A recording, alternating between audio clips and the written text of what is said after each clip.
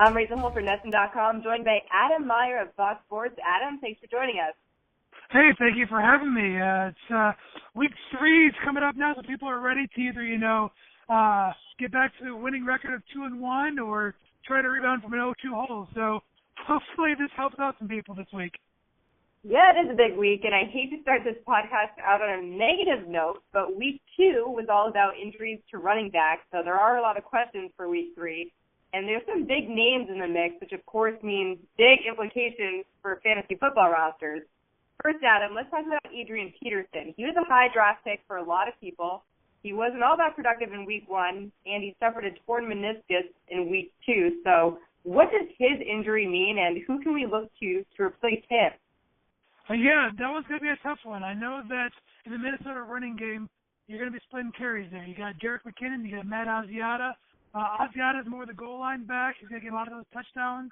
Vulturing possibly, some goal line looks there. McKinnon more the patch catcher out of the backfield. So I think it's a very tough situation there. And then you have reports saying that Peterson may not even miss a game. So I know that with that going on, I'm probably going to avoid picking up McKinnon and Asiata just because A, it's going to be a headache trying to figure out who's going to get the majority of the carries there, and B, there isn't even a full shire way to say that Peterson's going to miss time. So as of right now, I'm probably going to avoid the Minnesota cluster right now.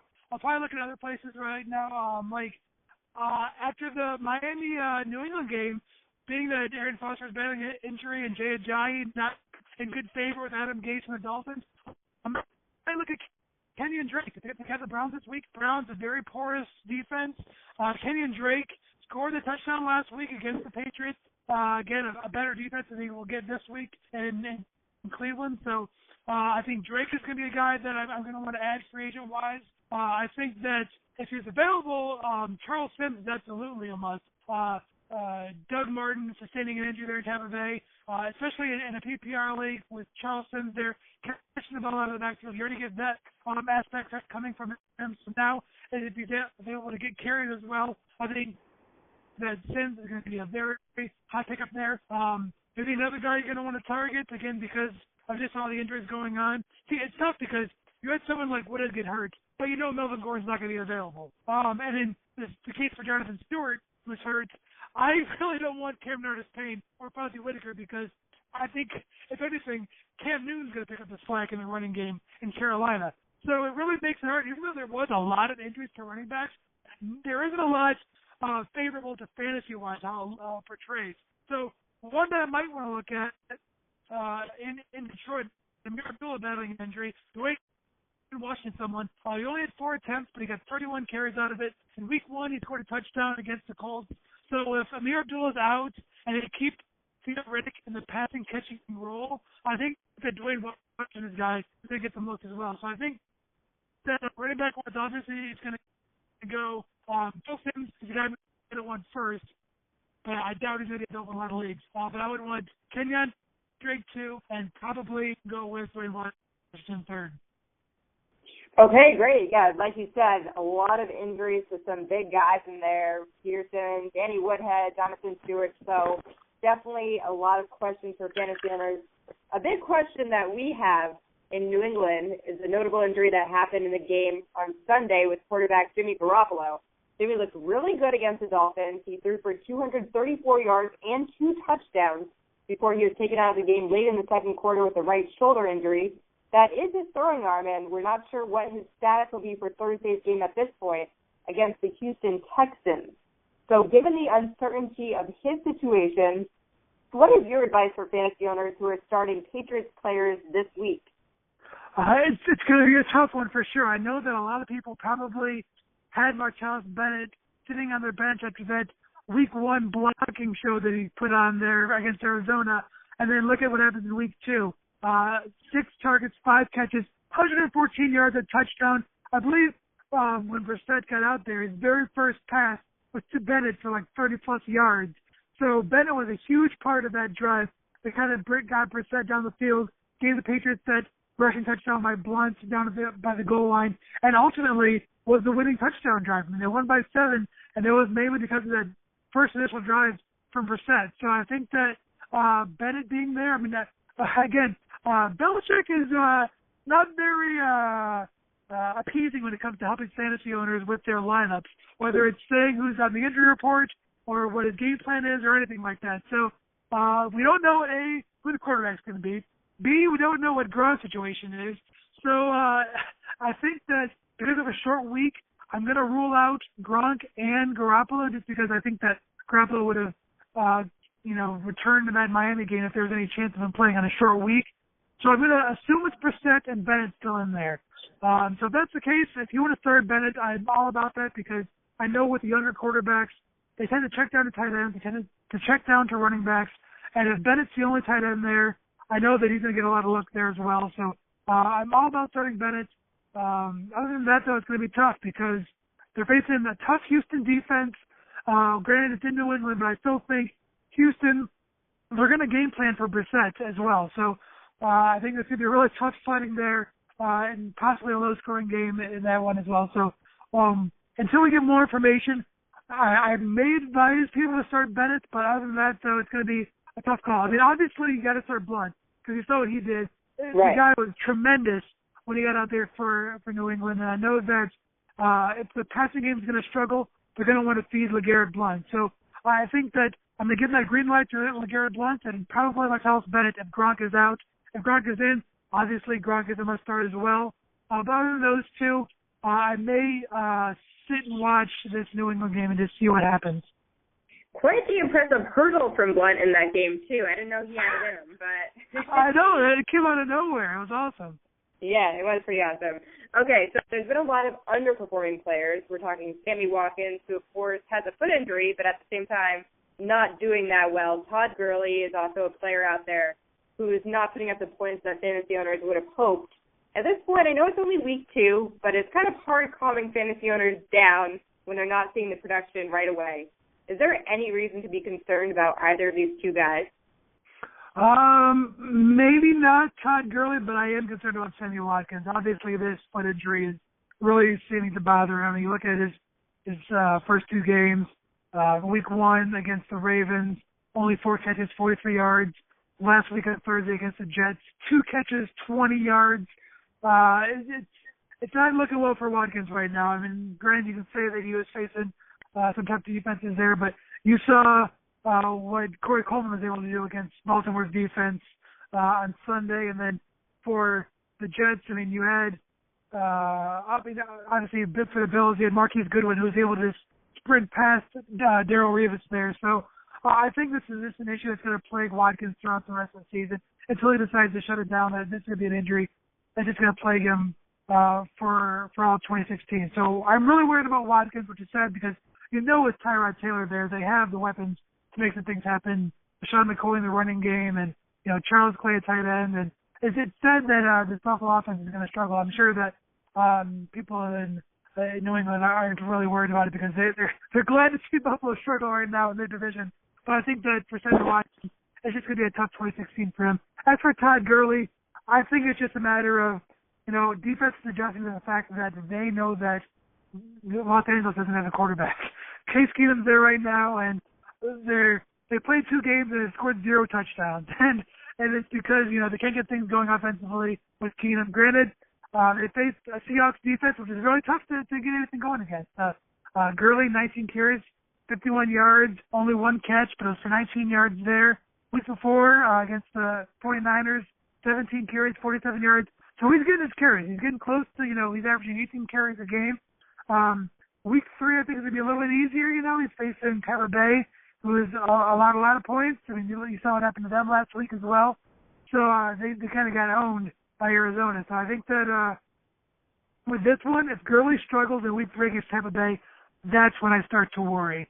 But other than that, though, I'm going to chalk it up to defense adjusting to Los Angeles and him just facing a tough defense in Seattle. But other than that, I'm not worried about Todd Gurley. In fact, I would suggest people to buy low on him if you're able to get him. If the person who drafted Todd Gurley in the first 5 picks is wanting to get rid of him, I would easily buy low on someone like Todd Gurley, knowing that he ran for over 1,000 yards last year in, about 10, 11 games. Yeah, I have no problem betting on Gurley the rest of the year. Okay, I know you're bringing up the defenses. And I want to touch on that, too. A lot of the times we get hung up on all the different players, and we want to have a guy that has a breakthrough performance. But you really can score quite a bit of points by being smart about what defense you start each week. Any fantasy football expert will tell you not to get attached to your defense. Your colleague at Fox Sports, John Halpin, shared his advice was to date, don't marry when it comes to defenses. So going off that philosophy, which defenses should we look to date in week 3? There's two that I'm looking at right now. One, obviously, whenever you have a new quarterback thrown into the mix, that's going to be the one to target. I always want to look for, rookie quarterbacks and injured quarterbacks, or people filling in for injured quarterbacks. And obviously, you can't get someone that's heavily owned. So I think Houston's going to be taken in a lot of leagues, even though they're going to be facing Brissett there at quarterback. So I'm looking at Miami right now. They're going to have probably Cody Kessler at quarterback for Cleveland. And that's not good. You saw, I'm trying to think of who the preseason game was against. Might have been New England, I'm not sure, where Kessler had 2 safeties in one game, one where he ran at the back of the end zone on his own. I think that he's going to have a tough sledding there facing Dominican Sue of Miami. So Miami is definitely one you want to target there. I know that, their ownership's going to be low, especially because they had to face New England last week, and no one wants to have a defense facing that New England offense. So I'm sure they were either dropped or benched last week, and they're going to be heavily available this week against Cleveland. So I want Miami's defense, and depending on how Jay Cutler feels, I probably want the Cowboys' defense as well, facing Brian Hoyer. I know that, again, they haven't done well the past couple of weeks. They faced the Giants and the Redskins in the first 2 weeks, but now at home in Jerry's World against the backup quarterback, I think that's going to suit well for Dallas. So I think that for Miami and Dallas this week, as you would say, the defense is to date in week 3. Okay, like you said, some uneven matchups out there. So a lot of us play Survivor Leagues, which for those who don't know is where you pick one team each week to win, and then you can't pick that team again. But at this point, it seems like you just want to pick the good teams right away because you don't want to be the person out in those leagues. Exactly. The second week. So which team is looking like the best bet to win in week 3, and who you would recommend pick in a Survivor League? So just to give you a point of where I'm coming from, in the first 2 weeks, I went with Seattle week 1, which gave me a scare. They ended up winning 12-10, but still, like you said, it's a Survivor. Survivor in advance is all you want to do. So we got by week 1. Week 2, like you said, I know it's tough to go for sure wins in the first couple of weeks, but you don't want to have those teams in the bank when you get knocked out. So I went with Carolina last week, and they took care of business and got me through. So 2-0, and like you said, you can't take those teams moving forward. So after that, we just talked about the defense. Looking at Miami. Miami right now, a team that struggled out of the blocks. I believe they actually lost their first 2 games, and now they're looking for that first win, facing Cleveland in Miami, facing a rookie quarterback there in Cody Kessler. Right now, another thing you want to look at when you're picking your survivors is what does Vegas have as a point spread, and pick the teams with a high point spread. So right now, Miami is looking like a 9.5-point favorite against Cleveland, and anything bigger than a touchdown is almost a lock. I fear to say that only because I know that Cleveland's going to win now by 1 point, just enough to where it's going to make people angry. But I would say Miami is a very strong bet to get. I'm sure that people are going to be all over that one. Another one I'm looking at, again, it's tough because of what happened last week, but Seattle's a 10-point favorite against San Francisco at home. I know Russell Wilson battling that high ankle sprain, and people are going to say, hey, they lost to a team that hasn't even scored a touchdown yet. How are you going to pick them as your survivor? Well, if you didn't pick them the first 2 weeks and you still have them on the table, that might be one of your best bets. So as of right now, Miami's my number 1 team I want to get. Number 2 is probably going to be Seattle. And then after that, it gets a little bit tighter in looking at the races. Maybe Dallas, like I said, facing a Brian Hoyer-led Bears team. I maybe want to go with that. I mean, do you really want to risk, though, Dak Prescott as your Week 3 survivor pick and have all the other teams in the bank before that happens? I mean, you got Carolina facing Minnesota. Granted, Minnesota just beat Green Bay, but Carolina seems to be on fire right now after that last week performance, so that's a possibility there. And then I guess, again, it's really tough because you're looking at some of the lines there, and a lot of them were under a touchdown. But after that, you get Green Bay, 7-point favorites over Detroit, and that's really about it. So I'd say that a lot of people are going to have Miami this week, which is good and bad. It's good because you can just get past this week and hopefully, you're 3-0 after this week. But it's bad because if you lose, almost everybody's done, and it's teams that roll the dice on with someone else is going to be still alive. Right, I know. I'm in the same mindset as you. I actually picked Seattle in the first week and the Panthers in the second week as well, like everyone else. So we're not unique in that way. But exactly. I think at this point you just try to survive. On top of Survivor Leagues, a lot of people do daily fantasy teams. And for these people, there are some players that we can get at a good value in week 3 that are worth keeping an eye on. Who would those players be? A couple that jump right off the bat to me. Dennis Pitt of Baltimore, only 3,400 on DraftKings. He leads the Ravens in targets, receptions, and yards. And those are great qualities to have as a cheap tight end, especially in Baltimore. An offense is going to look to pass the ball more than run. You look at their matchup this week. They got Jacksonville. Jacksonville, they're not a pushover defense, but they're a young defense. And if you look, they have an over-under of 47 points in that game with basically a pick-em between the winner and loser in this one. So Vegas doesn't really know who's going to win, but they know there's going to be a lot of points scored. So for that fact, I'm probably going to go with Dennis Pitt as my tight end there. I think that he's going to provide tremendous value. He had a great game last week against the Browns, and I think that's going to carry over again this week. Another guy that I really like, Marvin Jones Jr. I was big on him in week 1, and he was all right, but he wasn't to the higher power that he was in week 2. I mean, he scored at least 12 DraftKings points in the first, back-to-back games. Excuse me. And then last week, you saw what Stephon Diggs did on Sunday nights. All those stats are basically going to be a copy and paste from Marvin Jones, because Jones is going to be the same style of receiver as Diggs, only it's going to be, Stafford throwing the ball instead of Sam Bradford. So I think that even though the Packers defense isn't, a pushover, I still think Marvin Jones is going to get his looks.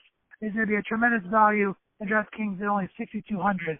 Quarterback-wise, there's one that's a cheaper value that I'm really surprised about. That's Phillip Rivers in San Diego. Only 6,700 on DraftKings. I think that it's going to be a shootout between him and Andrew Luck. Chargers and Colts going at it on Sunday. Over-under set at 52, so even Vegas knows it's going to be a high-scoring affair there as well.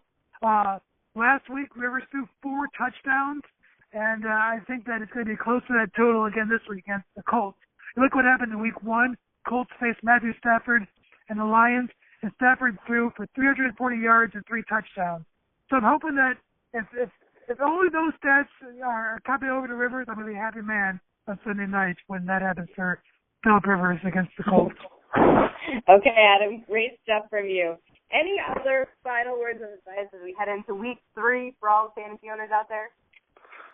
It's going to be, work those waiver wires. I know that, like you said, a lot of injuries took place last week, but just make sure you're making the right moves. Make sure you make that move that's best for your club. I know that people might say, well, I really need a defense this week. Well, if you look at, who's available, there's only going to be a finite number of starting running backs on the table. And if those guys get taken in week 3, there may not be a lot of starting running backs available free agency-wise in week 6 and 7. So as much as you would want to take Miami defense first, and because you're all set on the running back spot, I would take that running back still, just because you don't want your competitor to have that running back, and you don't want to have to worry about a running back later down the line and having to scramble, hoping that someone else gets hurt later on. So I would say go for the best players available first, not necessarily what would be best for your starting lineup.